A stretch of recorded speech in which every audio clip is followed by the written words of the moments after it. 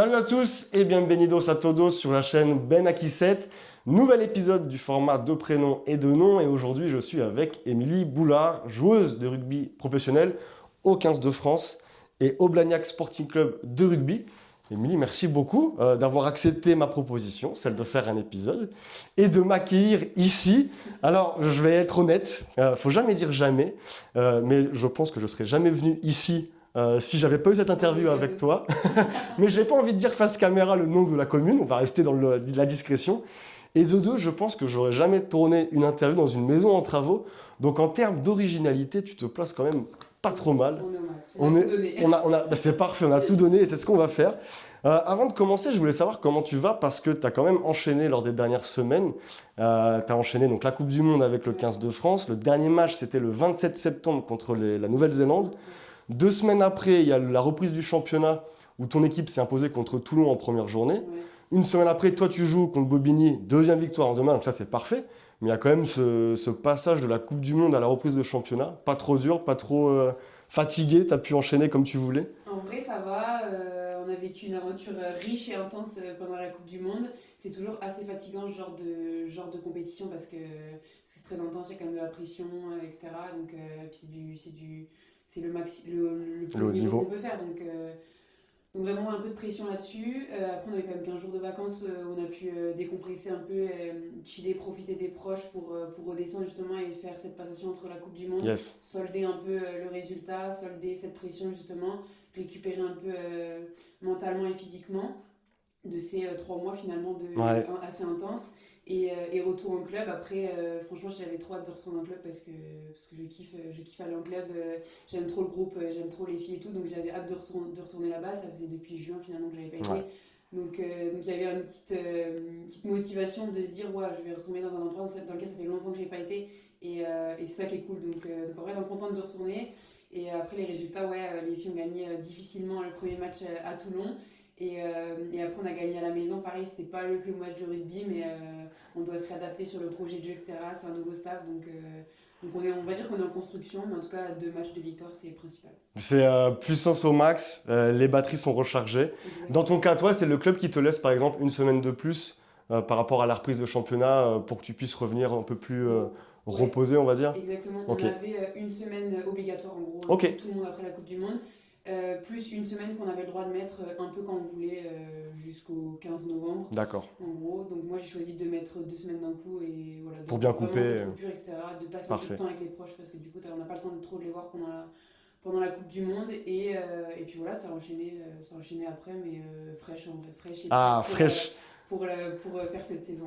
Ça me va. Je pense que tu l'es aussi pour l'interview de tout de suite. Ouais. On va pas attendre plus longtemps, on va commencer. 6e épisode de prénom. Émilie. Et de nom. Boulard. Vamos. Première partie de prénom Émilie. Alors déjà, je suis avec la feuille de la 2e partie, donc ça commence très très mal. Voilà. Première partie de prénom Émilie. On va parler de toi. Oui. Et on va commencer avec ta personnalité. Parce que lors de notre premier échange, c'était le mardi 17 juin à 11h au téléphone. Possible. Sûr. Tu m'as expliqué que initialement, tu es une personne qui est plutôt timide, plutôt réservée. L'appel s'est déroulé. Moi, par la suite, j'ai regardé des interviews, des mini-reportages. Il y a eu les échanges pour organiser le moment aussi. Et en toute franchise, j'ai jamais eu le moment d'avoir en face de moi, entre guillemets, une personne qui est un peu stressée. Cependant, je sais que Enfin, pas stressée, mais timide. Ouais. Cependant, je sais que la timidité, elle n'est pas facilement observable chez tous les individus, chez toutes les personnes. Et je pense par exemple à l'acteur belge François Damiens, qui lui est hyper connu pour ses caméras cachées, mais qui est un grand timide à côté. Et donc, je me suis dit, j'en ai conclu que tu es une personne qui est peut-être timide, réservé, mais qui parvient à dissimuler sa timidité. Et naturellement, je me pose la question, dans quelle situation, dans quel contexte ta timidité, elle surgit et peut-être qu'elle est un petit peu plus difficile à estomper finalement. Alors je pense que tu l'as assez bien résumé, mais je pense que ma timidité et de manière générale mes émotions, j'arrive bien à les camoufler. Que ce soit des émotions positives, des émotions un peu plus négatives, de manière générale. Après là, on est en one-to-one, donc je pense qu'il y a moins de timidité, on va dire, que quand tu es dans un grand groupe ou quoi que ce soit. Je pense que les endroits où elle se manifeste le plus, c'est quand je vais arriver dans un nouveau groupe, que tu connais pas forcément les gens, que t'es pas hyper à l'aise du coup parce que t'es un peu dans la retenue, etc. Et c'est dans ces moments-là où on va dire qu'elle se manifeste le plus. je vais mettre du temps à être 100% moi-même Ok. dans un groupe, dans un grand groupe. 100%, je vais mettre du temps du coup à être vraiment à l'aise, on va Yes. dire, à être 100% moi-même, etc. Et ouais, ça va prendre quelques années, tu vois. L'exemple du 15 de France, j'y suis arrivée un peu, on va dire, au fur et à mesure, tu Crescendo. vois, crescendo, tu fais quelques stages, t'as jamais les mêmes joueuses, etc. Mais je pense qu'il m'a fallu, ouais, on va dire 3 ans, en tout cas 3 saisons pour être vraiment à l'aise, vraiment la Émilie que bah, ma famille connaît, tu vois, Yes. que mes très proches connaissent, on va dire. Donc c'est plutôt dans ce sens-là. Après j'ai pas forcément mal à parler avec les gens, etc. Je suis plutôt assez à l'aise. Et j'aime bien aussi quand on met à l'aise en retour, tu vois. Et dans ce cas-là, franchement, je suis pas timide, j'ai pas peur de parler aux gens, Ok. tout ça. Mais c'est plutôt ouais, dans un groupe, on va dire, où il y a beaucoup d'individus. Que tu connais pas et le Ouais, temps de exactement. se familiariser, quoi. Surtout j'aime beaucoup observer, je suis très observatrice, donc d'observer les gens, d'observer les groupes, de voir comment les gens ils fonctionnent et tout. C'est Ok. tout un. Et je pense que ouais, j'ai besoin d'une bonne période d'observation, une bonne période de bah, comment moi je me sens dans le groupe, etc. Et après, bon, ça vient avec le temps, et plus les gens ils te mettent à l'aise, plus forcément t'es à Oui, l'aise et après, tout. Ok. Donc voilà. Ok. Au rugby, on dit que tu es une personne qui apprend très vite, que tu as eu une progression fulgurante, que tu as gravi les échelons d'une manière exponentielle.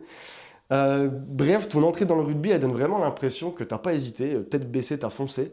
Et moi, je me pose la question, est-ce que dans la vie quotidienne, dans la vie de tous les jours, tu es ce genre de personne qui se pose pas de questions et qui fonce? Ou alors, au contraire, tu es un peu plus réfléchi, tu prends plus le temps de faire les choses et de réfléchir longuement? En vrai, je suis archi réfléchie, je prends énormément de temps pour faire les choses. Et quand je fais quelque chose, je veux être sûre que ce soit la bonne méthode de faire. Après, pour le rugby, c'est un peu différent parce que effectivement, tout est allé très vite et c'est pas forcément toi qui es Mhm. décisionnaire de tout ce qui va se passer. Donc là, on va dire que j'ai suivi le chemin, on va dire, un peu classique, mais sur le tard. Donc, eh ben, tu joues en club, sélection départementale, sélection régionale, sélection nationale jeune, etc., sélection nationale Yes. senior, etc. Donc, ça a été un chemin, on va dire, assez long, mais qui a été assez regroupé Ouais. finalement. Et en 2 ans, je me suis retrouvée avec pratiquement 2 ans de rugby, 2 ans et demi. Bah, du coup, le 15 de France à faire mes premiers stages, etc. Donc ouais, c'est allé assez vite. Après, franchement, quand il se passe ça dans un sport, je pense que t'as pas le temps de réfléchir. Oui, tu enchaînes Et même dans la vie en général, je pense que quand tu arrives à avoir une progression assez forte comme ça, c'est le genre de tu... truc que tu prends rapidement. c'est ça, tu te laisses porter. Ouais, exactement. Tu te laisses porter, tu te sers des gens qui t'entourent, etc. Et là, pour le coup, tu réfléchis pas Ouais. trop parce que les gens font pour toi. Toi, tu as juste à faire du rugby finalement, à apprendre des gens et tu es hyper guidé en fait. Mhm. Donc finalement, c'est plus facile. Mais sinon, dans la vie générale, ouais, je pense que je suis plutôt. Je me pose pas mal de questions et je réfléchis beaucoup avant de faire les choses. Ça colle avec ce que tu disais juste avant, plus observatrice Oui, d'abord avant d'agir. Ok, très exactement. bien. Alors, première petite tradition dans le concept, c'est la tradition des Yes. 3 objets. Yes. Généralement, une personne présente 3 objets, soit de valeur ou des objets vraiment, j'allais dire, normaux, Ouais. qui n'ont pas trop de valeur, ou un mélange des deux. Est-ce que tu peux nous présenter les objets que tu as choisis? Yes, bah, moi ce serait un peu des deux du coup. De base, je suis pas très matérialiste, donc j'ai pas des objets qui vont être waouh.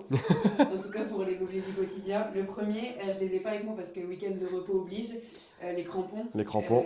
Quand tu es sportif de haut niveau, que tu fais des entraînements 6 fois par semaine, bah, tu as besoin d'avoir les crampons. T'as combien de paires de crampons En vrai, j'en Ouais, ai deux, une paire de moulés, une paire ouais, d'hybrides. ok, Mais j'utilise que les moulés parce que j'aime pas trop les hybrides, c'est lourd à mes pieds. ok. Moi, C'est le confort avant tout, hein, c'est le confort, c'est pour toi. je cours moins vite.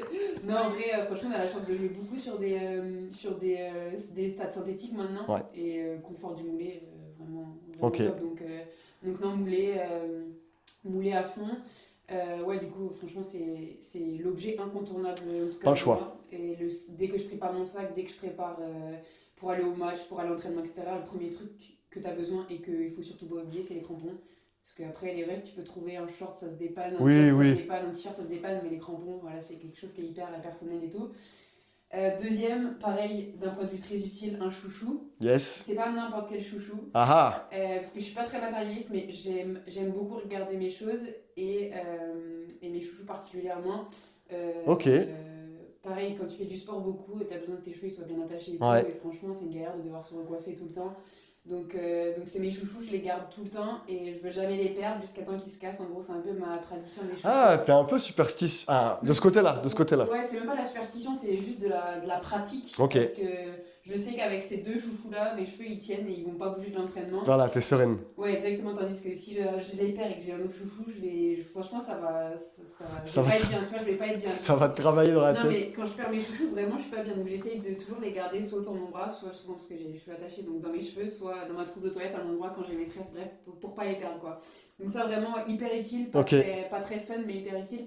Et le troisième, c'est un peu plus symbolique du coup, c'est maillot. Celui-là particulièrement, maillot de Coupe du Monde. Ouais. On n'a jamais la chance d'en avoir. Enfin, j'ai la chance d'en avoir au moins un. Il y a peu de chance, enfin, il y a peu de monde qui a la chance d'en avoir ou d'en avoir beaucoup. Ok. Donc, Oui. ouais, c'est vraiment hyper symbolique pour moi d'avoir des maillots de Coupe du Monde. J'ai fait ma deuxième du coup Coupe du Monde. Hyper chanceuse de pouvoir vivre ces aventures. Mais du coup, ouais, franchement, ils ont vraiment une valeur très, Ah bah très oui, tout à fait. particulière parce que voilà, c'est pas n'importe quel maillot, c'est un maillot que quand tu le verras, tu sauras que tu étais en Angleterre à ce C'est moment-là. Ça va te rappeler directement des souvenirs et voilà, t'as joué une Coupe du Monde quoi. Tout à fait. Toi, tu joues en bleu un peu tout le temps finalement. Hein. Ouais, carrément. J'ai dit que je touchais pas. Si tu peux toucher, y a pas de souci. Mais ce que je te disais en off, je voulais le dire à face caméra, mais c'est vrai qu'à la télé, quand vous Ouais. regardez, alors moi, j'ai pas le souvenir d'avoir vu autant de détails en fait. Et là, quand on le regarde de près, on voit vraiment. Ouais, il y a des. Il est vraiment magnifique, hein, un il est peu- super beau. Hein. C'est un peu, ils avaient fait un peu style tapisserie. Ouais. Et du coup, il y a des ailes en gros de coq, des petits ballons de rugby. Là, je sais pas si on. Ah voit oui, la oui, oui, moi caméra. je le vois. Et en gros, voilà, c'était pour faire un rappel, pour faire un maillot un peu, ouais, comme une tapisserie un peu plus, on va dire, un peu plus précis, avec des éléments quand même qui ressemblent à la France. Ouais. Et pour la petite particularité, à chaque maillot de Coupe du Monde, il y a un rappel du pays dans lequel on joue. Yes. Du coup, la bleu, blanc, rouge, c'est les roses, parce que l'Angleterre. Voilà, et à la Coupe du Monde précédente, on avait des fougères du coup sur, Ok. sur la manche pour le rappel de la Nouvelle-Zélande. Ok. Donc, Ouais, il est vraiment magnifique. Hein. après, ouais, c'est du classique bleu. Avec les petites bandes des qui petites rappellent bandes, aussi. exactement. Et après, Magnifique. ça pareil, la compétition, la date, le lieu du match et le match qu'on a joué. Ouais. Donc voilà. Très très beau. Et puis Blagnac aussi, il est quand même pas mal. Ouais, Blagnac, c'est pas celui de cette année, mais il ressemble beaucoup. Ça, c'était en gros, ouais, il y a une année un petit peu difficile à Blagnac pour les mecs. Ok, donc c'est un petit signe. Ils avaient déposé le bilan il y a 2 Ah ans ok, d'accord. sur la structure pro, et du coup, on avait fait un petit C'est sympa. symbole en gros pour soutenir les garçons du club et pour leur montrer Le pour leur soutien. montrer notre soutien et continuer de les représenter sur l'ensemble de notre saison. Et du coup, ouais, bleu et rouge aussi, les couleurs de Blagnac, donc Ouais. je suis pas trop dépaysée. Non, c'est vrai. Et voilà, ouais, franchement. Finalement, tu devais jouer en bleu, blanc, rouge. Ouais, Les je deux devais- maillots, c'est les mêmes couleurs, tu devais y être. Ça me va cette couleur. C'est des couleurs qui paraissent Qui te vont bien. importantes pour moi. donc. C'est très bien. De toute façon, on va en parler un peu enfin un peu, beaucoup dans la deuxième partie. Ok, super, très beaux objets. On va parler un petit peu, alors vraiment légèrement de ton enfance. Yes. Mais c'est toi qui vas choisir ce que tu vas nous raconter, parce que tu vas nous partager une anecdote, la première qui va te venir en tête, en complétant la phrase suivante. Ok. Quand j'étais enfant, ou quand j'étais enfant, je suis. Ça dépend de la suite de la phrase. Ça peut être une anecdote vraiment banale, un truc de vacances, d'école, peu importe. Ça peut être quelque chose sur le sport ou pas du tout. C'est vraiment la première qui te vient en tête. Ben, c'est une anecdote, on va dire, générale. C'est un peu le résumé de ma vie, on va dire. Quand j'étais enfant, du coup, on vivait dans un endroit où il y avait avec mes frères et sœurs, beaucoup de nature, d'arbres, genre une belle propriété avec beaucoup d'extérieur. Et avec mes frères et sœurs, on était très souvent dehors. Et je pense qu'on a passé notre enfance à grimper dans les arbres, à faire un peu tout type de sport, à jouer tout le temps au ballon, etc. Je pense que c'est de là que me vient cette passion du sport de manière générale et cette envie constante de devoir faire quelque chose avec mon corps, de devoir faire quelque chose de mon corps et tout. Et ouais, je pense qu'on a eu une enfance assez incroyable avec le luxe de pouvoir faire un peu ce qu'on voulait Ouais. tous les trois avec mes frères et sœurs. Et voilà, franchement, moi, c'est le souvenir que j'ai de mon enfance, de pouvoir être dehors, profiter. soleil du printemps qui se réveille et nous t'es dehors hyper tôt, enfin en train de grimper dans les arbres, de faire des cabanes, de faire vraiment À des vagabonder. trucs. Exactement, vagabonder. Donc non, ouais, je pense que c'est vraiment, c'est pas une anecdote particulière, il y en a sûrement, mais en tout Non, cas, ça va quand très tu me bien. parles de mon enfance, c'est ça qui me vient et c'est ça qui me restera toujours marqué, je pense, dans ma tête, tu vois. C'est des souvenirs qu'on gardera toujours et je Mhm. pense que si tu poserais la question à mes frères et sœurs, Il ils dira la même diraient à chose. peu près la même chose. Donc, J'irai leur poser une fois qu'on aura publié ouais, l'interview. je leur demande. En privé, je dirais, et toi, tu penses pareil ou Non, pas? mais tu leur demanderas devant moi, ça m'intéresse de savoir. Ils ont peut-être des anecdotes hyper croustillantes que eux ils se rappellent et qui les ont marqués, tu vois. Mais je pense en vrai, je pense qu'il y a mille anecdotes parce qu'on a fait des bêtises, on avait des guerres, enfin, tu vois, des trucs Ouais, d'enfants, ouais, quoi, bah oui, tu bien vois. sûr, ouais. Mais c'était drôle parce enfin, on se cachait, on était hyper solidaires, on se protégeait quand même souvent, tu vois, donc on cherchait des solutions à nos problèmes. Enfin bref, voilà, on a quand même passé beaucoup de temps avec notre père, parce que du coup, il travaillait dans cette propriété et dehors, enfin ouais, on faisait des dingueries, tu vois. Une anecdote qui me vient du coup quand il y avait de la neige. euh, Souvent on n'allait pas à l'école. Et encore, on pouvait aller à l'école parce que mon père, il a des voitures de fonction qui sont des Ouais, 4x4. ok. Donc, 4x4 sur la neige, il y va, tu vois. Ouais. Tu mets le mode Il n'y 4x4 avait pas d'excuse. et il t'emmène au collège, tu vois. T'étais les seuls à aller au collège, mais t'allais au collège. Bon, après, des fois, collège fermé, tu vois, le bus il passe pas et tout, et on reste avec notre père et tout. Et on accrochait soit les luges, soit les pelles derrière le tracteur. Ok. Et mon père, ou derrière le 4x4, et mon père, il nous tractait dans le village avec les pelles sur la neige. Donc, tu vois, c'était des trucs comme ça où franchement, on a grave profité de notre enfance et on a vécu des trucs que finalement peu d'enfants ont la chance C'est clair. de vivre, tu vois, sur une enfance. Je suis en train de me dire, c'est peut-être la seule façon. Si mon père il m'avait dit, viens Ben, je t'emmène à l'école avec la luge, je te tracte et tout, j'aurais dit, mais viens, on part Vas-y, on y va. on y va, tu vois. Ah ouais, non, ça c'est vraiment bien, hein. Ouais, ouais, franchement, tu vois, que des trucs comme ça. Donc, on vit dans un petit village très, très tranquille, très agréable et tout. Donc non, franchement, c'est cool. Vraiment des bons souvenirs.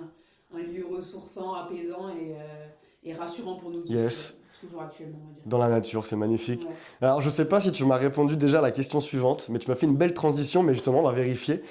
Aujourd'hui, on te connaît comme joueuse de rugby, mais il y a un sport dans lequel tu as aussi, que tu as pratiqué, que tu as aussi, j'allais dire, excellé, que tu as brillé. Ouais, ouais, ouais. Puisque pendant 5 ans, entre club et UNSS, tu as pratiqué l'escalade. Ouais, exactement. Et tu as même été championne de France en 2013. Ouais. Et de base, j'allais te demander de me raconter un peu cette histoire avec l'escalade, comment tu as découvert ce sport, et surtout ce qui t'a plu dans ce sport, parce qu'il est quand même ultra différent du rugby. Ouais.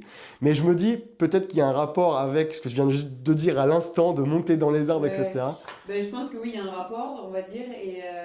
Et pareil, je suis arrivée à l'escalade un peu de la même manière que pour le rugby, c'est-à-dire que mon chemin de vie a fait que à un moment j'ai croisé l'escalade, à un moment j'ai croisé le rugby. Ok, C'est-à-dire qu'au collège, de manière générale, j'ai fait à peu près toutes les AS possibles, tu vois, dans tous les établissements scolaires que j'ai fréquentés. Donc à ce moment-là, il y avait du coup l'AS escalade dans mon collège de Bonnel et c'était le collège avait bonne réputation sur l'escalade, tu vois. ok, Et il y avait quand même un suivi depuis quelques années sur ça, etc. Et pareil, donc il y avait moi, mon frère est un an de plus que moi, donc je le suivais un peu partout. Et mon frère faisait de l'escalade et il y avait l'AS le mercredi après les cours. Et feu, moi j'aime tellement faire du sport que tu pourrais me proposer pratiquement n'importe quoi, je le ferais parce que ok. genre vraiment c'est une passion de pouvoir faire du sport. Et donc on commence, je pense en sixième, je commence l'escalade, tu vois. Et voilà, on s'entraînait du coup le mercredi à l'AS, et il y avait donc l'UNSS, et il y Ouais. avait le club aussi, le vendredi soir, dans le même collège, enfin dans le même Donc tu endroit, avais quand etc. même trois bonnes séances Ouais, deux, minimum. trois, ouais, entraînements par semaine, et j'étais très jeune encore à l'époque, et bon après du coup via l'UNSS, t'as toujours des compétitions qui sont Oui, organisées, que t'aies un niveau bon, moyen ou il y juste en a que pour tu tout le monde. pratiques l'escalade, voilà, tu peux faire des compétitions, il n'y a pas de sélection, rien. Donc on faisait les compétitions et on se régalait on avait plutôt des bons résultats avec le collège. Et en 2013, donc j'étais en quatrième, il me semble. Et du coup, on faisait. En gros, c'était une compétition par équipe. Les Ok, championnats de France. Donc, tu avais départemental, régional, et ensuite tu te qualifiais pour les France. Et donc, il y avait deux garçons, deux filles dans chaque équipe. Enfin, n'importe ouais. toutes les équipes. Et du coup, voilà. Et donc, j'avais été sélectionnée dans l'équipe pour partir au championnat de France, etc. Voilà, franchement, j'étais un bébé encore. Hein. Je me rendais pas compte, je pense, de l'intensité. Et pour le coup, tu vois, la gestion des émotions, le stress et tout, je pense qu'il était à son max. En plus, à l'escalade, c'est compliqué parce que t'es confronté à toi-même et au C'est, mur. c'est toi et le mur, et Ouais, puis il y a la personne qui sécurise aussi, il ouais, faut avoir ultra confiance. ouais, mais ça va parce que t'es tellement habitué. Et puis c'est Oui, surtout genre la personne qui te traite, enfin qui t'assure, oui, elle va pas t'aider à grimper le mur, tu vois. non, c'est Si sûr. toi t'es pas capable, ou toi t'arrives pas, ou toi tu le gères pas, bah tu vas pas grimper le mur. Donc non, mais après voilà, c'est au fil des années, pareil, je suis rentrée dans ce sport et j'ai beaucoup aimé. J'ai beaucoup aimé ce sport et bah ouais, ça m'a fait vivre des belles émotions aussi. Je pense que je me rendais pas compte à l'époque de ce qu'était du coup de faire ce genre de Ouais, compétition et d'être championne de France. Enfin, c'était que l'UNSS, mais ça compte. ça reste champion de France, tu vois. Donc non, franchement, hyper cool. Et à côté, en parallèle de ça, je faisais les compétitions un peu en club aussi, donc complètement individuellement. Et non, franchement, c'était du kiff pendant 5 ans. Et après, du coup, j'ai arrêté l'escalade parce que je suis partie en lycée agricole à Chartres, Ouais, rejoindre mon frère aussi. Et à ce moment-là, du coup, j'ai arrêté l'escalade parce qu'il n'y avait plus d'escalade du coup là-bas. ok, Et c'est un peu à ce moment-là que j'ai commencé le rugby. très Voilà. bien, très très. C'est un peu les établissements scolaires qui m'ont ouvert la voie du sport, on va Ouais. dire. Quand tu as eu ce titre, même si tu l'as dit, entre guillemets, c'est que UNSS, mais dans l'UNSS, des fois, on voit quand même de très bons Ouais. sportifs, hein, que ce soit maintenant ou même il y a une dizaine d'années. Quand tu as eu ce titre-là, tu t'es pas dit, bah tiens, peut-être si j'ai l'opportunité, aller plus loin avec l'escalade, ou c'était vraiment pour toi, plus, tu l'as dit, on s'est régalé, une régalade. J'étais jeune à l'époque, donc j'avais pas du tout cette Ouais, ambition-là. Et je pense que les personnes qui vivent de l'escalade, c'est assez faible. oui, Il faut vraiment être Ul- un crack. ouais, Euh, j'aime bien ce mot, un crack. un crack. Et je pense que quoi qu'il arrive, même avec beaucoup d'entraînement, beaucoup de volonté et tout, j'aurais pas forcément atteint le même niveau que j'ai atteint avec le rugby. Je faisais les compétitions individuelles, tu vois, régionales, enfin départementales, régionales. Mais déjà, à niveau régional, C'était costaud déjà. c'était costaud, tu vois, Mhm. chez les jeunes. Et quand je les vois grimper Ah ouais, aux Jeux Olympiques et tout, je me dis, c'est des malades. c'est que c'est Spider-Man. Ouais, vraiment. Donc je pense pas que j'aurais atteint ce niveau-là. C'était pas une question que je me suis posée, mais même quand j'ai commencé le rugby, hein, je me suis jamais dit je vais être professionnelle vu ma C'est vie. venu. Tu vois. C'est venu parce que bah ouais, parce que le chemin de vie a fait Mais c'est vrai voilà, que on m'a proposé que j'ai cette proposition. par rapport à l'escalade, comme je reprends ta phrase, tu disais c'est toi et le mur. Et moi, je me souviens à la fac, quand je regardais un mur en étant au sol, je me dis, oh, mais ça va, ça a l'air simple, les prises elles sont proches et tout. Et en fait, quand tu montes, tu dis, mais qui c'est qui a bougé la prise? Elle était plus proche la prise tout à l'heure là. Ouais, puis t'as la proximité des prises, ça c'est une chose, et puis t'as l'adhérence, genre t'as C'est des prises ça, qui vont être exactement. hyper loin, mais tu vas pouvoir bien t'agripper, mettre ta main facile et tout, et t'as des prises qui vont être côte à côte, mais t'as même pas la C'est place de ça, elles mettre sont deux toutes doigts, petites. C'est donc ça. ouais, quoi qu'il arrive, c'est un peu une galère, quoi. Ouais, je partage entièrement ton avis sur l'escalade. Pour terminer cette première partie, je voulais évoquer avec toi le sentiment de fierté. Yes. Parce que de par ton histoire avec le rugby, le sentiment de fierté, il est omniprésent dans ton cercle familial. Je pense à ton papa, à Laurent, qui disait que lui, sa grande fierté, c'était de voir un de ses enfants porter le maillot bleu et chanter la Marseillaise. Ouais. Je pense aussi à ta sœur Marie, qui disait que elle, sa grande fierté, c'était de te voir à ce niveau en si peu de temps. Ouais. Si je mets le rugby de côté, donc là vraiment j'enlève le rugby, est-ce que tu peux me parler, alors je ne vais pas dire des autres, mais d'autres réussites dans ta vie, quelque chose que tu es fier de toi te concernant, mais qui n'a rien à voir avec le rugby? Wow, c'est dur parce que Il y a ma beaucoup de vie, choses. bah non, enfin, non, c'est pas qu'il n'y a pas beaucoup de choses, mais parce que ma vie, c'est quand même 95% du sport et du rugby. Ouais, Et mes réussites, c'est pareil, 95% est lié au sport. Après oui, je suis fière d'avoir réussi les études que j'ai menées. Je suis fière d'être la personne que je suis actuellement humainement. Je pense que j'ai des bonnes valeurs et que j'essaye de les transmettre. Et que enfin, du coup, c'est mes parents, tu vois, qui me les ont transmis. Et c'est une fierté de pouvoir les transmettre à mon tour. Et puis même d'être, je pense que je suis une personne respectueuse, bien élevée, tu vois, j'ai des valeurs, on va dire, familiales qui sont importantes. Et je pense que ça, c'est une fierté. tout à fait. Et voilà, après, je pense que ça, c'est la plus grande de mes fiertés, on va dire, hors du sport, du coup. La personne que tu es, les études réussies. Ouais, je pense que c'est les choses les études, c'est les choses que j'ai entrepris. Voilà, j'ai mené de front un peu en plus les études et le rugby, tu vois, donc c'était pas forcément toujours évident. Et voilà, j'ai réussi en tout cas à finir ce que j'avais commencé et à atteindre ce que j'avais commencé. Donc voilà, c'est pas anodin. Il y en a qui commencent, qui n'arrivent pas à finir. Il y en a qui Tout à fait. commencent, qui veulent même pas finir, etc. Donc voilà, au moins ça c'est fait. Je veux dire, j'ai un bac plus 5 au moins, tu vois, c'est pas anodin non plus. Et ouais, juste la femme que je suis devenue, les valeurs que j'ai et que j'espère que je répondrai à mon tour. Comment dire, je sais pas pourquoi, j'ai cette image qui me vient en tête maintenant. Il y a une vidéo de toi, et je pense que c'est ta petite soeur sur le terrain qui débarque, Ouais. et on voit ton Oui. visage comme ça. Cette vidéo, je sais pas pourquoi, elle est venue dans ma tête à ce moment-là, et c'est parce que tu as dit valeur familiale. Ouais. Et là, vraiment, dans la vidéo, on te voit, alors, je sais pas ce que tu regardes à ce moment-là, mais tu as un regard un peu, voilà, qui... Oui. Et là, tac, oh, comme ça. Ouais, ouais. Cette vidéo-là, je la trouve vraiment top, et ça, je trouve qu'elle reprend bien ce que tu dis Ouais, par rapport aux valeurs familiales. j'ai l'image très en tête, c'était à Brive, aussi Nation contre le Pays de Galles. Et ouais, bah, je cherchais, je pense, ma famille dans les tribunes, tu vois. Et je la vois débarquer parce que bon, elle adore venir sur le terrain, faire le tour d'honneur avec moi.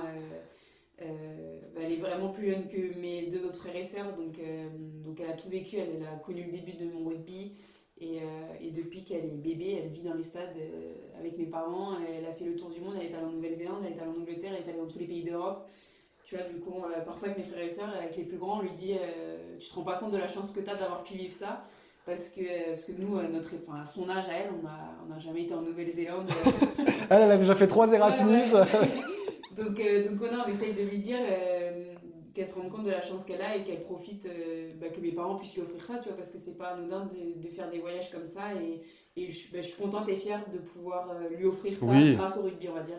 Donc ouais, non, forcément, après, c'est toujours hyper plaisant de voir ma famille dans les tribunes parce que je reviens à la fierté mais de porter le maillot et de rendre fier tes proches, Oui. de rendre voilà, qu'ils soient contents de toi, fiers de toi et voilà, ils me suivent partout. Franchement, ils viennent un maximum au match et tout, donc c'est trop bien de pouvoir vivre ça avec eux. Et tu parlais de la fierté qui n'était pas liée au rugby, mais il y a un truc qui est hyper important pour moi, c'est que depuis que je fais du rugby à haut niveau, il y a un truc qui a ressoudé un peu, de manière un peu plus large, la famille, Ok, grâce au rugby du coup. ouais. Et les gens suivent, les gens appellent mon père en disant genre comment elle va Émilie, elle joue pas Émilie, elle joue, enfin tu vois. Et c'est ouf en fait, je me dis genre c'est ouf ce que j'ai réussi à faire grâce au sport, tu vois. Ouais. Mais peut-être que si j'avais pas fait de rugby, bah tu vois, il y a des membres de ta famille que tu vois moins. Oui, oui, oui. Mais même pas que des membres de ta famille, finalement, c'est tu vois, des gens qui étaient à l'école avec moi, au collège avec moi, qui me reparlent et du coup qui voient en gros sur les réseaux sociaux les trucs, ouais, les réseaux sociaux particulièrement, Mhm. passer des trucs de rugby, etc. Et qui m'envoient des messages parce qu'ils se disent ah waouh, hyper stylé et tout, genre j'étais avec elle au collège et maintenant ça, tu vois. Donc ça permet de créer du lien. Et j'en parlais il n'y a pas si longtemps que ça, et je pense qu'au-delà des résultats et des performances sportives, je pense que c'est la plus grande, là pour le coup, la plus grande réussite et la plus grande fierté que je peux avoir, d'avoir, on va dire lié, on va dire, beaucoup de gens Autour du rugby, ouais. et grâce au rugby. Mais moi, comme je te disais, alors pourtant je suis quelqu'un vraiment de l'extérieur très loin, mais comme je te disais pendant la Coupe du Monde, je vais l'avouer, il n'y a aucun problème, j'avais jamais suivi, alors au JO si, 2024, mais avant les Jeux 2024, j'avais jamais regardé du rugby féminin, aucune fois, zéro. Et là, c'est la première fois que je regarde une Coupe du Monde de rugby féminin, et je me suis retrouvé à un moment donné, vraiment, en plus dans les dernières minutes de ce match-là, à me ronger les ongles, j'étais avec ma nièce, j'étais dans le canapé, j'étais en Italie, que j'étais pas bien, et je me suis dit, mais c'est dingue d'avoir réussi à créer ce truc-là, donc c'est vraiment, non, c'est vraiment fort, et du coup, j'imagine, ouais, cette fierté d'avoir, comme tu dis, créé du lien, renforcer le lien avec la famille aussi. Donc non, je comprends tout à fait. Faire vivre des émotions aux gens, tu vois, Ouais. c'est pas anodin. Les gens qui ressentent pas les émotions du sport, mais Oui. pour moi, elles sont. Genre, c'est les émotions que le sport te fait vivre, genre, c'est un truc incroyable. Ouais, tout à fait. Et du coup, de pouvoir, mais que ce soit toi ou n'importe qui, tu vois, juste procurer des émotions aux gens, pareil, ça c'est une fierté générale et on est fiers de pouvoir le faire grâce au maillot qu'on porte, tu vois. Et ça, c'est bon de manière générale à l'équipe, tu vois. C'est aussi un de nos objectifs quand on est sur le terrain et qu'on porte ce maillot. Bon, là, on est bien lancé, donc c'est parfait. On va continuer sur la deuxième partie, Yes. la partie de nom Boulard, et on va revenir ensemble sur ta carrière. On va retracer un petit peu les différents moments. On va commencer avec les débuts. Mais toi, ce qui est bien, c'est qu'il y a 2 débuts. Il y a le tout premier début et puis il y a le deuxième début. Ouais. Donc, je vais commencer avec le tout premier début. Il y a quelques années, le rugby n'avait pas l'image qu'elle a actuellement. C'est-à-dire que de base, alors moi, je parle de moi début des années 2000. Le rugby, à l'époque, on va dire, c'était un sport, je mets vraiment des grosses guillemets, d'hommes. Et il y avait beaucoup de gens qui, en plus, le qualifiaient comme un sport de brut. Oui. Donc c'était vraiment déjà une seule image, elle n'était pas très positive. Ouais. Toi, tu as expliqué à plusieurs reprises récemment que le rugby féminin, il se développe d'année en année, de par la médiatisation et la diffusion des matchs. Mais toi, quand tu commences la première fois le rugby, donc en 2008, au club athlétique de Chevreuse, tu as 9-10 ans à ce moment-là. Le rugby féminin, à ce moment-là, l'image, elle est quasiment, entre guillemets, je dis inexistante dans le sens où comparée à aujourd'hui. Ouais, non, mais clairement. On n'entendait pas parler de rugby féminin à ce moment-là. Et je pense que même moi, tu vois, petite fille qui du coup va faire du rugby, et qui est pareil, a suivi son frère qui avait déjà fait du rugby l'année précédente,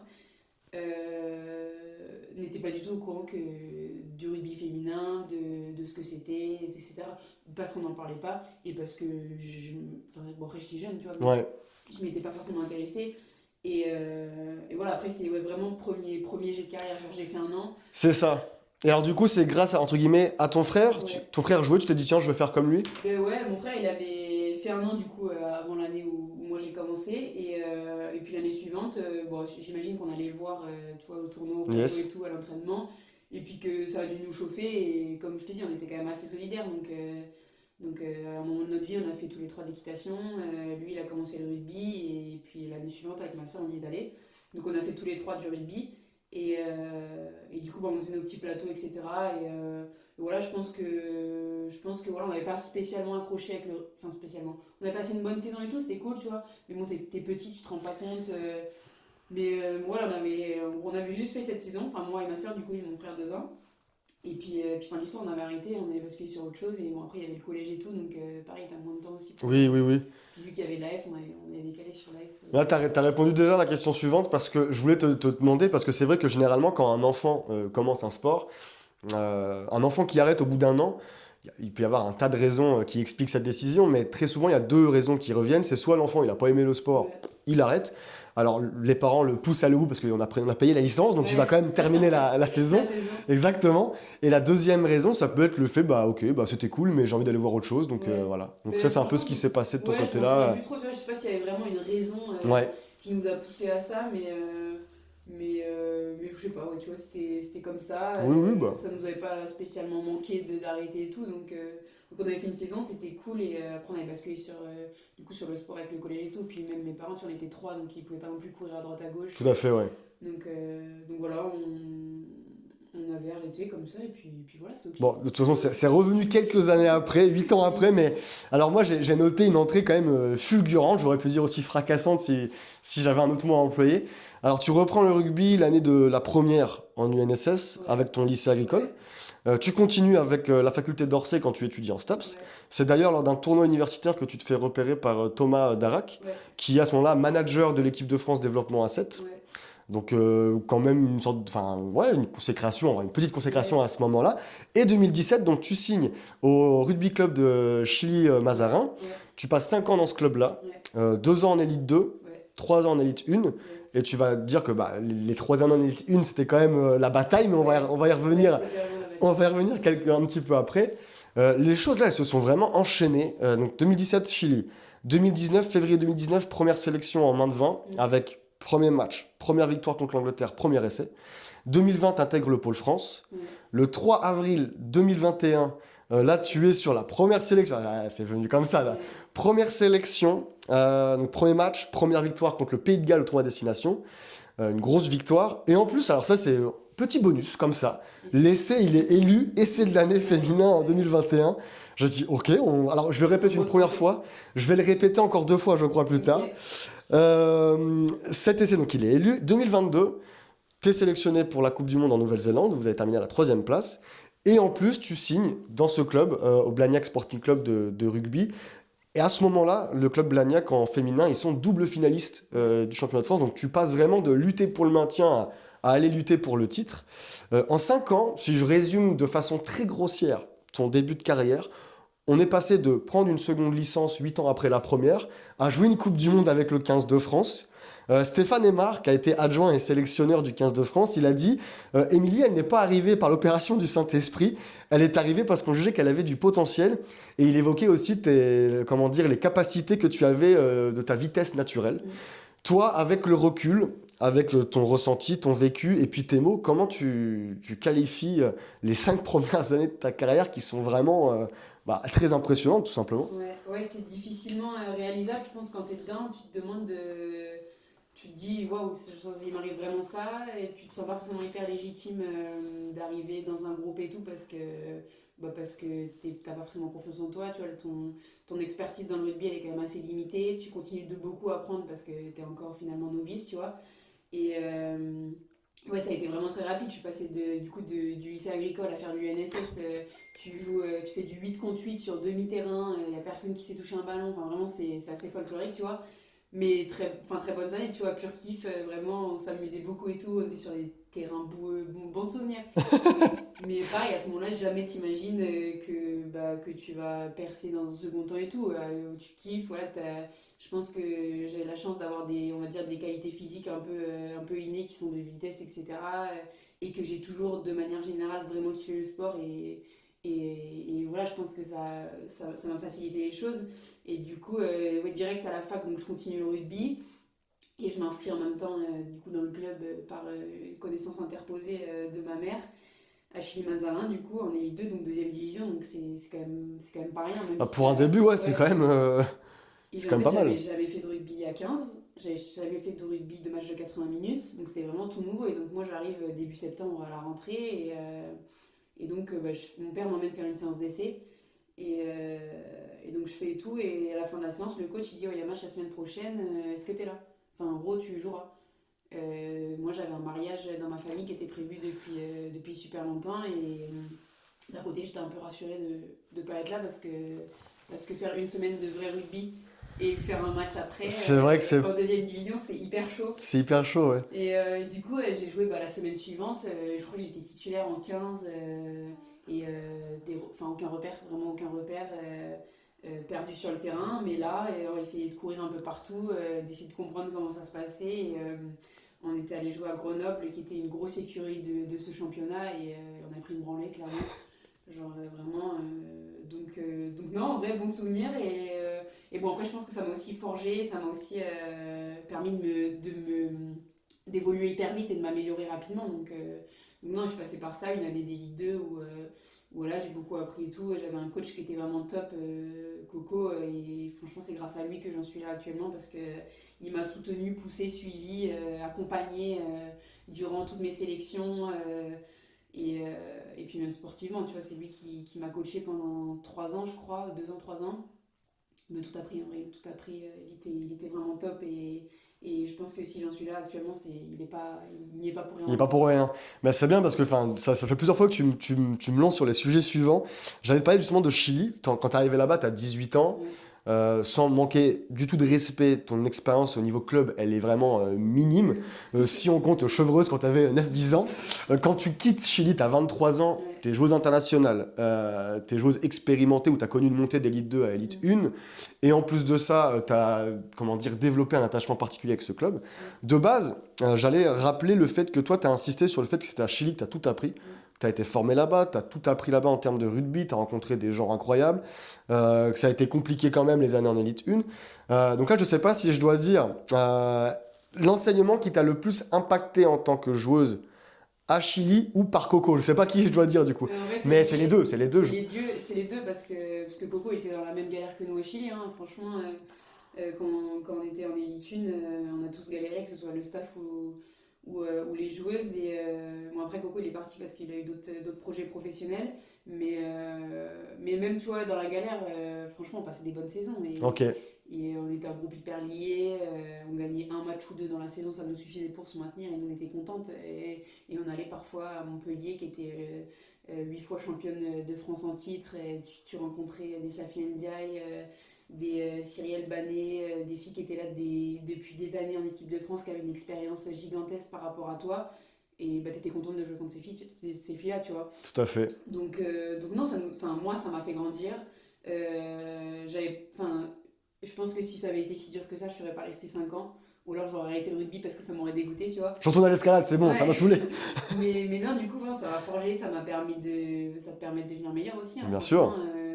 Et puis ça forge mentalement, parce que du coup, tous les week-ends, c'est un peu dur, mais ça te permet de vivre différemment. Et voilà, voilà, après quand je suis partie de Chili, j'avais un peu fait le tour sportivement. C'était un club qui était dans la difficulté un peu financière, structurelle, etc. Et un club qui pouvait pas ambitionner de faire du très haut niveau. Mhm. Donc moi c'est pour ça que j'ai décidé de partir, parce que je commençais du coup, j'étais sous contrat, enfin j'allais être sous contrat avec la fédération, donc devenir pro, donc j'avais besoin de structure, j'avais besoin de salle de muscu, j'avais besoin d'entraînement disponible un peu n'importe quand, etc. Donc c'est ça que j'ai cherché en partant de Chili. Ce que Blagnac proposait en étant double finaliste, et même je crois qu'elles ont été 8 ou 10 fois demi-finalistes sur les Oui, donc là, dernières années. tu as Donc, trouvé une structure oui, qui répondait à tes attentes. exactement. Et au-delà de ça, je pense que Blagnac avait ce que je recherche, enfin, ce que j'ai beaucoup aimé à Chili, le côté familial Ouais. du club, assez petit club, mais vraiment, je me régale depuis que je suis là-bas. Franchement, c'est le même mood que Chili, tu vois, genre vraiment hyper soudé, les gens sont tellement dévoués pardon, Ouais, pour tout le monde, pour le club, enfin, c'est c'est le encore top. pire, enfin, franchement, j'avais jamais vu ça, tout le monde, il y a peut-être genre il y a 800 licenciés dans le club, toi joueur, et même plus avec les dirigeants et tout, et l'amour du maillot, Tout le monde là, il est, quoi. il est incroyable, Mhm. vraiment, il est incroyable dans ce club, après je pense que ça vient un peu de la région, et tu vois, Ouais, oui, c'est possible, c'est possible. La région du donc rugby. voilà, mais non, franchement, Ah, régalade avant de ce club. de continuer sur Blagnac, j'avais juste une dernière question sur le moment Chili. Tu disais que c'était toujours une bataille tous les dimanches. Ouais. Est-ce que dans ta tête, il y a une bataille qui t'a marqué justement, peut-être un match où ça a été dur, ou enfin, je sais pas, un match qui t'a vraiment marqué de cette époque-là? Et bien, c'était quand on est monté en Élite 2, en gros. En élite 1? En Élite 1, ouais, pardon. On était en Élite 2 et il y avait la montée en Élite 1. Et en gros, on était deuxième au classement. Il y avait Lyon devant nous. Et on était deuxième au classement. Et on recevait le dernier match de championnat. On recevait Lyon Donc à gros la maison. match Donc gros match. Quoi qu'il arrive, elle finissait première. Elles étaient qualifiées pour la finale d'Élite 2. Et du coup, d'Élite 1, oui, d'Élite 2 et du coup pour monter pour en monter. Élite 1 parce que les deux montaient. Et il y avait La Rochelle juste en dessous de nous. Et La Rochelle devait recevoir ou aller jouer dans un club de plus bas de tableau. Et du coup, on part pas favorite, etc. On avait perdu chez elle au match aller, etc. Et un truc incroyable qui se passe comme parfois dans le sport et au rugby, tout le monde est hyper motivé, tu te dis que c'est ce match ou rien, Ouais. et que si tu perds ce match, tu perds ton objectif et tu resteras en Ligue 2 l'année suivante et que tu connaîtras jamais potentiellement Mhm. le niveau maximum. Et donc là, on fait ce match, et match hyper serré, je crois, on gagne 10 à 8 ou un truc comme ça, tu vois. Donc en gros, cette victoire-là, ce match-là et cette victoire-là nous permettaient d'accéder à la finale de Ligue 2 Ok. qui avait lieu la semaine d'après, ou 2 semaines après, contre Lyon encore, et nous permettait surtout de monter en Élite 1. Yes. Donc en fait, c'était bon, notre saison était finie, genre on était trop contents, donc bref, ce match-là était incroyable parce qu'on n'était pas favorite, on n'était pas attendu. La Rochelle attendait qu'une seule chose, c'est qu'on se Le plante faux à la pas. maison pour qu'elle puisse monter. Et finalement, on a réussi à monter. Et après, on a passé 3 ans en Élite 1. Donc non, en vrai, enfin 4, même 3 ans et demi, parce qu'après, Ouais. c'est un petit peu un cacahuète. Mais du coup, dans ce match-là, il était hyper symbolique parce que les émotions étaient. Pour la montée et puis pour l'environnement, comme tu le Ouais, disais, où l'équipe d'en dessous attend ton faux ouais, pas pour juste exactement. prendre ta place. Tout le monde pense que vous allez perdre, parce qu'en plus vous perdez le match aller, et puis là finalement, bah, Non, ça mais passe. Donc c'était magnifique. incroyable et franchement, c'est tellement de monde. Même, tu sais, on jouait à Chili dans le 91, t'avais 3 PO dans les tribunes, juste les familles de chaque joueuse, tu vois, tous les dimanches. Et là, ils avaient fait des trucs un peu mieux, tu vois, genre, il y avait du monde qui était venu nous encourager. Donc, c'était, tu sais, il y avait vraiment un Bel événement qui événement. avait été fait un peu autour de ça. Donc non, vraiment, c'était cool et des souvenirs un peu mémorables. Ouais, on va enchaîner Ouais, avec Blagnac. C'est ta 4e saison là qui commence ouais, avec Blagnac. Donc comme je le disais tout à l'heure, tu es passé vraiment de lutter pour le maintien en Élite 1 à te battre pour le titre. mm, Lors de la première saison, donc 2022-2023, vous terminez première de la phase de poule mm, et vous perdez en finale contre le Stade Bordelais. ouais, De peu, en plus de 4 points, il me semble, c'est vraiment une petite c'est défaite. La deuxième saison, donc 2023-2024, on est sur une deuxième place en phase de poule. Et là, une défaite toujours contre le Stade Bordelais, mais en demi-finale. La troisième saison, là vous êtes deuxième, mais du classement, parce que le format a changé du championnat. Et défaite contre le Stade Toulousain en demi-finale. Et le Stade Toulousain perdra contre le Stade Bordelais en finale. Et là, du coup, quatrième saison. Je me dis quand même, il y a quand même une énorme transition entre le fait de lutter pour le maintien et lutter pour le titre. Comment toi, tu as géré cette transition? Est-ce qu'elle s'est faite naturellement, simplement, ou tu as quand même eu des difficultés à t'adapter aux nouvelles attentes et aux nouveaux niveaux qui étaient attendus? Je savais dans quoi je partais et où je m'engageais, et c'était aussi mon objectif. J'avais dit que la décision de partir de Chili et de partir loin de mes proches et d'aller dans une région que je connaissais pas du tout et tout, c'était pas évident. Et je me suis dit, j'y vais parce que j'ai envie d'être championne de France, c'était mon objectif principal. Donc voilà, on n'a pas encore réussi à atteindre cet objectif, mais en tout cas, je savais dans quel, euh, dans quel mood j'y allais, tu vois. Donc non, difficile, non. Je pense qu'on sortait de la Coupe du Monde, d'un truc où, pareil, 2022, ouais. tu te dois d'être excellent tout le temps. J'avais fait déjà 1 an et demi presque de sélection avec le 15 de France, donc je pense qu'il y avait une expérience un peu Oui, qui s'était créée, et je connaissais les attentes du haut niveau. Donc voilà, après c'était juste s'adapter aux nouvelles c'est filles, aux ça. nouveaux groupes, aux nouveaux projets de jeu, etc. Ça n'a pas mis très longtemps parce que je me suis rapidement régalée, et que les attentes que j'avais en partant dans ce club se sont vite révélées positives. Et franchement, je me régale depuis 3 ans, enfin sur les 3 dernières saisons.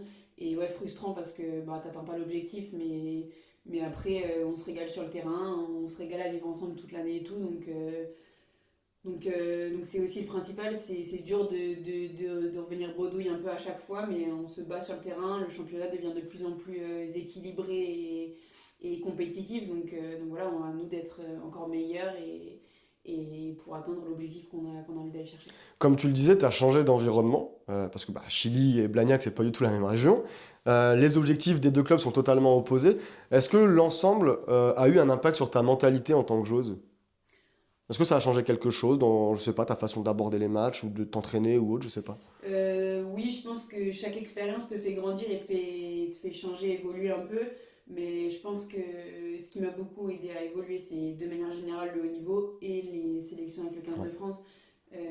Quand tu vas dans un groupe et que tout le monde est là pour être. Enfin, déjà que tu as les meilleurs de France et que tout le monde est là pour défendre le maillot bleu, tu dois d'être au maximum de tes capacités, toujours le meilleur, etc. Et ça m'a appris, on va dire, l'exigence du haut niveau, ce qu'il faut y mettre pour faire de bons entraînements, pour être le meilleur possible. Et après, j'ai essayé de continuer à mettre ça en place avec le club. C'est quand même pas le même niveau d'être Oui, en club, en Elite 1 puis en sélection. Donc non, je pense qu'on a un devoir, on va dire, de montrer l'exemple quand on rentre en club, etc. Et je pense que c'est quelque chose que j'avais à Chili, mais peu, parce que j'étais quand même peu oui. expérimentée, mais que j'ai eu un peu à Blagnac, parce que déjà on était plusieurs internationales, donc c'était plus facile d'avoir ce rôle un peu d'exemplarité, et que j'avais aussi un peu plus appris parce que j'étais Avec un peu l'équipe de plus France. expérimentée. C'est quoi, à ton avis, après les 3 saisons à Blagnac, le gros changement de Émilie Boulard en tant que joueuse de rugby? Le plus gros changement, tu penses? Je commence à prendre l'accent toulousain. Mais j'allais le dire avec le ébé. Ébé, il y a eu un ébé, j'ai dit. Non, en vrai, ça c'est pour la Ah, c'est petite bon blague. ça. C'est trop bon ça. Non, mais les gens parfois me disent tu viens de Toulouse et tout. Je dis non, mais j'ai pas du tout envie de prendre l'accent toulousain. Enfin, c'est pas j'ai pas envie, mais je pense pas que je le prendrais, et je continuerai à dire pain au chocolat, tu vois. Ça, c'est bon. Ça, on regarde. Non, mais en vrai, qu'est-ce qui m'a fait changer? Je pense que c'est l'expérience de manière générale, comme je Ouais, disais juste avant, ok. et l'expérience que tu engranges en jouant au plus haut niveau, l'exigence dans les entraînements. Après, ce qui est différent quand tu es à Blagnac et quand tu es au 15 de France, c'est que tu as à peu près les mêmes choses à faire, mais quand tu es en club, tu es un peu plus autonome, Ouais. parce que tu pas un staff de 15 personnes qui te suivent Oui. pour t'accompagner. Donc tes séances de muscu, tu les fais toute seule ou avec les autres filles du club. Parfois, tu as des entraînements supplémentaires à faire en plus des filles du club. Donc pareil, c'est de l'exigence que tu dois avoir de manière personnelle et autonome. Donc tu vas te filer les entraînements toute seule, c'est pas très fun souvent, mais il y a besoin de le faire. Donc c'est ça un peu l'autonomie que tu gagnes et l'exigence personnelle que tu dois acquérir. Ok. On a vu tes clubs. Ouais. Et avant de conclure l'interview, évidemment, je voulais revenir sur cette équipe-là, sur le 15 de France. Alors, je vais faire comme tout à l'heure au début de la deuxième partie, je vais parler de tes débuts avec l'équipe de France. Ouais. Je remets juste dans le contexte, 2017, tu commences à Chili, et 2021, tu as la première sélection, donc vraiment en 4 ans. Et j'ai retrouvé les paroles que tu as prononcées, oula, je te vois un peu hésitant, mais juste avant la première sélection. Et moi, c'est vraiment ta façon très décontractée qui m'a marqué, donc je vais relire ce que tu as dit à ce moment-là. Ça a été assez vite, au fur et à mesure, tous les ans, je montais les échelons, et au final, j'arrive là, je commence les stages à 15, et première sélection, donc c'est parfait. Ok, très bien. Moi, vraiment, l'air décontracté m'a vraiment marqué, et je me suis rappelé que souvent, on dit que les sportifs de haut niveau, quand ils sont au début de leur carrière, ils ne réalisent pas les accomplissements qu'ils sont en train de faire. C'est vraiment quelques années après ou à la fin de la carrière qu'on réalise ce qu'on vient de faire. Toi, quelques années après, donc on est en 2025, donc 4 ans après ce moment-là, est-ce que tu as toujours cette même approche, on va dire, ou est-ce que tu te dis quand même après, bah, j'ai quand même fait quelque chose de sympa, quoi? Ouais, je pense qu'il y avait beaucoup d'insouciance un peu à cette interview et aussi essayer de détraumatiser la chose, tu vois, de se dire que tu vas faire ta première sélection internationale et je pense que oui, je dédramatise, tu vois, un peu le truc. Je pense que mon état d'esprit, c'était pas d'être hyper décontracté, qu'il y avait un petit peu enfin, il y avait quand même beaucoup de stress. J'imagine. Mais j'avais été quand même plutôt bien accompagnée sur cette période de ma vie où j'étais la seule jeune hein, qui avait été vraiment lancée sur cette compétition. Il y avait des filles qui étaient avec moi à l'entraînement, qui avaient mon âge et qui étaient même un peu plus jeunes, mais j'étais la seule à avoir joué à ce moment-là. Donc j'avais été hyper bien soutenue par les plus expérimentés de l'équipe et les filles qui étaient là depuis longtemps. Et j'avais eu beaucoup de commentaires qui me disaient, de filles et du staff, qui me disaient le rugby c'est un jeu et il faut que tu le prennes comme ça en gros pour ce match-là. Faut jouer, ok. Donc je pense que ça vient de là un peu ce côté décontracté et je me disais c'est du rugby, une fois que le coup de sifflet il sera lancé, bah, tu vas faire comme ce que tu fais tous les week-ends et c'est ce côté très insouciance je pense qui est ressorti. Maintenant, oui avec un peu de recul, je pense que je me rends compte clairement de ce que j'ai fait, c'est pas anodin, j'ai passé le cap des 40 sélections avec le 15 de France donc quand tu arrives là, tu te dis déjà que. Enfin, tu te dis que tu es là, ok, t'as eu ton premier maillot et bah, tu sais pas s'il y en aura d'autres. En fait. Ouais, tout à fait. Il y a une fille qui jouait avec moi à l'époque à la sélection, donc Koumba Diallo, qui avait toujours des discours assez marquants et qui résonnent en moi toujours et qui disait tu portes aujourd'hui le maillot, mais tu sais pas si tu le reporteras une prochaine fois. Ouais, tout à fait. J'étais clairement dans ce mood-là à l'époque. Ok, j'ai un maillot, je sais pas combien j'en aurai, je sais pas si je rejouerai le prochain match. Et c'est systématiquement comme ça. Là, tu vois, j'ai porté le maillot de la Coupe du Monde, je sais pas si un jour je reporterai un. Ouais. Parce que, Pas de certitude. exactement, il n'y a aucune certitude. Donc non, tu te rends compte un peu du chemin que tu as parcouru quand tu regardes un peu en arrière, quand tu retombes sur les maillots dans le placard et tout. Donc oui, non, vraiment, je pense que je suis fière du chemin que j'ai eu et j'espère que ça va continuer encore longtemps et c'est ce que j'espère pour moi et ce que je vais essayer de faire aussi parce que j'ai quand même un rôle à jouer dans l'histoire. Donc non, oui, franchement, je me rends compte en vrai, j'ai un peu plus de recul sur le chemin parcouru. Après, quand j'ai décontracté, c'était pas négatif. Hein. C'était Non. vraiment juste, comme tu l'as dit, l'insouciance quand tu es plus jeune et de vraiment donner cette impression. Alors, pas négativement, mais d'être là, genre, t'as vu ce que t'es en train de faire. C'est un peu ce qui me caractérise dans les moments où je suis assez décontractée. Enfin, pas décontractée, mais j'ai l'air décontractée, mais comme je te disais au début, je cache assez bien mes émotions de manière générale. Donc même quand je suis un peu stressée ou quoi, bah, je vais peut-être le passer sur le ton de l'humour pour essayer que ça passe mieux. Ouais. Donc c'est un peu ma façon de faire et ma façon d'être. Après voilà, je pense que pareil, l'expérience fait que tu stresses de moins en moins. Tout à fait, t'abordes plus facilement. Voilà. Comme tu l'as dit, tu as dépassé la barre des 40 sélections, 41 sélections. Si je ne me trompe pas, on est sur 105 points marqués avec l'équipe de France, dont 90 dans les grandes compétitions, style tournoi destination et Coupe du Monde. 5 participations au tournoi destination et 2 Coupes du Monde jouées. Sur 7 grandes compétitions, à 6 reprises, l'équipe de France est toujours minimum demi-finale. 4e place, demi-finale ou plus. Et à 6 fois, c'est toujours cette sélection anglaise qui a barré la route du 15 de France. Et juste avant on va dire la finale que tu as jouée lors du dernier tournoi destination où vous perdez d'1 point contre l'Angleterre, parce que oui, il y a eu des défaites vraiment de deux peu, quoi. 2021, je crois que c'est 4 points, 2023, c'est 5 points, où tu marques à Twickenham d'ailleurs. 2025, c'est 1 point, donc c'est vraiment des défaites hyper frustrantes. En Coupe du Monde, demi-finale à l'instant, 33-13 par exemple. Et tu expliquais qu'en fait, non, l'Angleterre, c'est pas la bête noire de l'équipe de France, c'est la bête noire de tout le monde. C'est vraiment la meilleure nation, elles ont des joueuses incroyables. Et moi, ce qui m'a vraiment marqué, c'est le fait que tu dises, mais ça reste un match à gagner, on n'y va pas en mode perdance, on y va pour prendre ce match, même si c'est à Twickenham, même si c'est chez elle, on y va pour le prendre. Comment toi parce que je sais que même si on est sportif de haut niveau, tous les sportifs gèrent d'une façon bien différente la défaite. Comment toi tu parviens dans ta tête à te déterminer que ce match on peut le prendre quoi. On a perdu 6 fois, c'est pas grave, on peut quand même gagner le prochain. Je pense que dans le sport, c'est l'endroit le plus parlant où tu peux voir des exploits un peu. C'est vrai.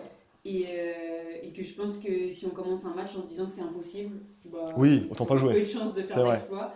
Donc non, effectivement, t'es pas favori, effectivement, t'es pas au max de ta confiance vis-à-vis de cette équipe, etc. Mais après, comme je dis, ça reste un match de rugby, elles peuvent être en méforme, elles peuvent être... Enfin, nous, ça nous arrive d'être vraiment pas connectées, pas tout ensemble, pas performantes. Et ça peut arriver à n'importe quelle équipe. Bien sûr, ça peut aussi leur arriver un jour. Exactement, et j'espère que ça leur arrivera un jour et que nous, ce sera sur notre meilleure journée et qu'on arrivera à les battre.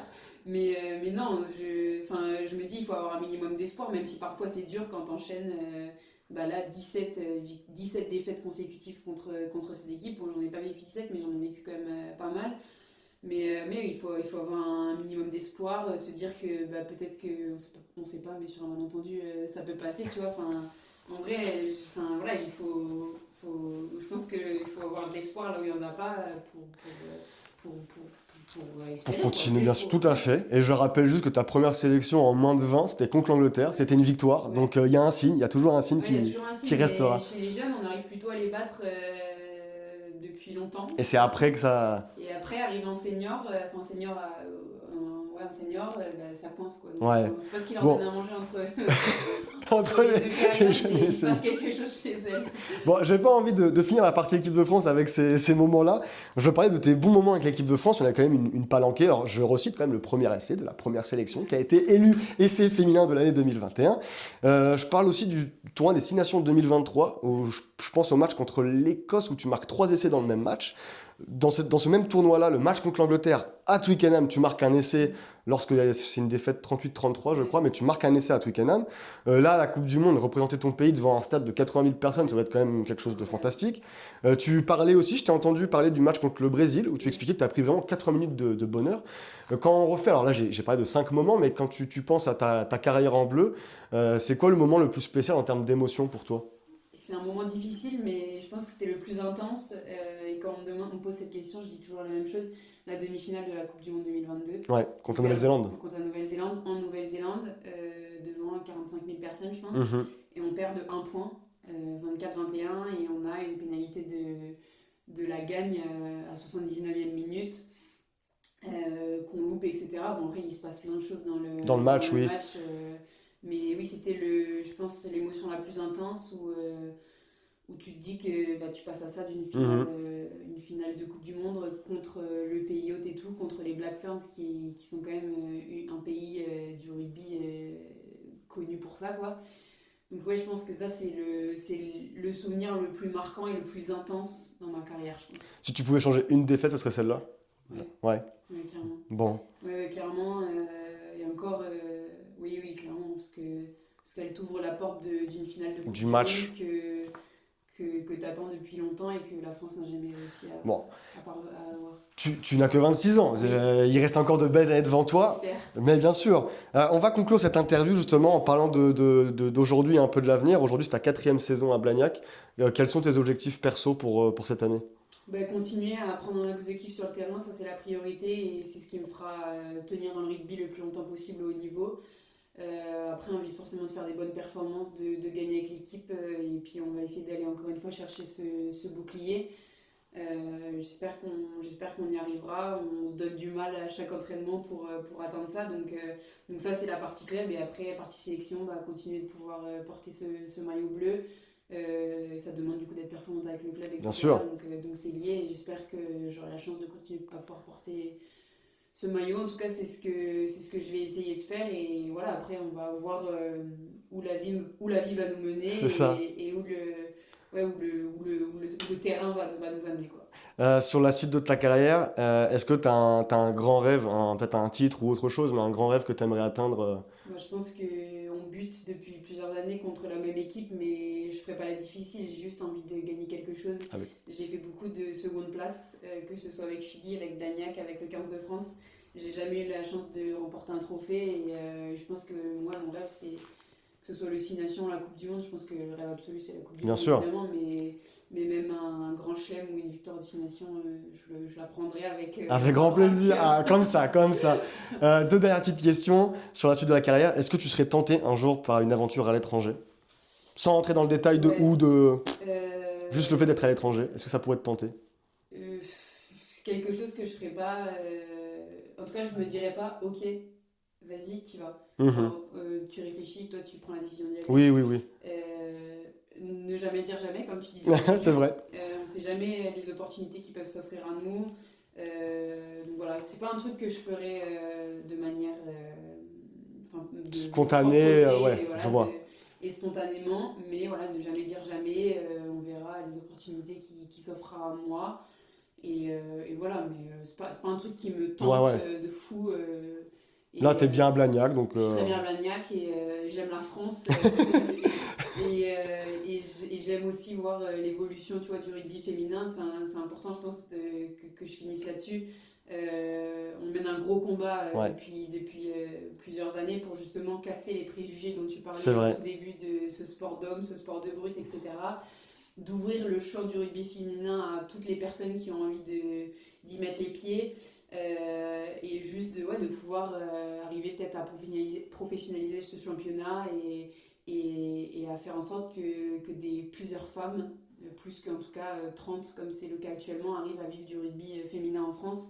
Donc je pense que c'est un truc dans lequel j'ai envie de m'investir, Ouais. on va dire. Et en partant à l'étranger, ce serait pas forcément Faisable, ouais. Enfin, enfin, moins réalisable. Ouais, voilà, je serais pas Autant investi. autant investi là-dedans. Donc pour le moment, c'est ça, c'est important pour moi de pouvoir éclaircir l'image du rugby féminin et la positiver surtout aux yeux du plus grand nombre. Je pense qu'on est vraiment sur le bon chemin entre la Coupe du Monde et les performances qu'on arrive à faire. Et voilà, il y a encore beaucoup de travail parce que on part de loin, comme Mhm. je disais. Donc non, voilà, on va dire c'est un gros sujet actuellement dans le rugby féminin et je pense que c'est important pour toutes les joueuses qui sont dans le championnat français. La der, jusqu'à quel âge à peu près tu aimerais éventuellement jouer au rugby? Est-ce qu'il y a... Il n'y a pas d'âge, Non, vraiment. il n'y a pas d'âge. Je pense qu'il va y avoir deux choses. C'est déjà mentalement. Mhm. Parce Oui. que c'est pas toujours facile de faire du sport de haut niveau pendant des années et des années. Et la deuxième chose, c'est le corps aussi. Un sport de contact. Et parfois, le corps, il dit stop. C'est vrai. L'esprit, il a envie de continuer. Donc pour le moment, tout va bien. Mon corps va bien. Je touche du bois. J'ai aucun problème physique, etc. Mais... non, je me mets aucune pression, Ouais. aucune deadline. Et comme je t'ai dit, Tu te laisses porter. je fais saison par saison et on verra où le rugby me mène. C'est ça. Et si ça doit durer encore un an, ça durera encore un an. Si ça doit durer encore 8-9 ans, ça durera encore 8-9 ans. On verra. Ok, bah moi c'est tout ce que je te souhaite vraiment, c'est de jouer encore de nombreuses années, d'avoir des titres, pas un titre, je veux dire des titres, que ce soit en club ou avec le 15 de France. C'était un vrai kiff de venir partager ce moment avec toi, de venir sur ta carrière et aussi d'apprendre mieux à te connaître. Et j'ai hâte aussi de voir la pièce une fois que les travaux seront terminés. On te réinvitera quand Ah. on fera la crémaillère. Super, comme ça je pourrais le voir, je me dirais ah c'était là qu'on l'a fait. Merci beaucoup Avec Émilie. plaisir.